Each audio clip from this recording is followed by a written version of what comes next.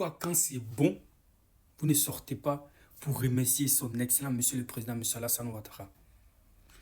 Augmentation de prix des cacao de 1800 à 2400, une augmentation de 400 francs CFA. On ne s'arrête pas là, dans le même mois. Diminution de prix des sacs de riz. C'est pas fini, hein? Même prix des carburants. Il y a une remise là-dessus. Diminution sur le prix des carburants aussi.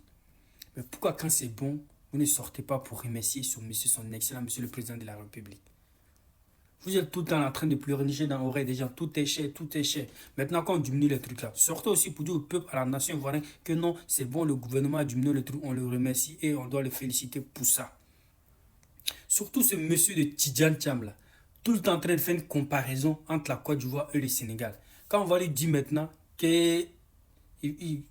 on va lui rappeler maintenant ses origines sénégalaises, ils vont dire non, c'est de la discrimination raciale.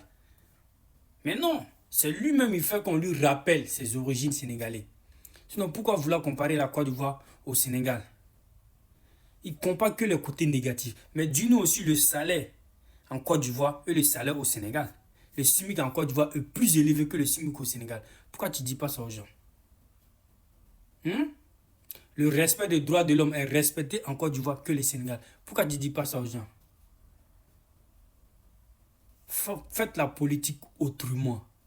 C'est ce qu'Atou Banga a dit. Quand il t'adresse à la nation ivoirienne, fais à travers des médias ivoiriens et non des médias français. Après, quand on va dire encore que tu es le pion de la France, ils vont dire non, c'est pas vrai.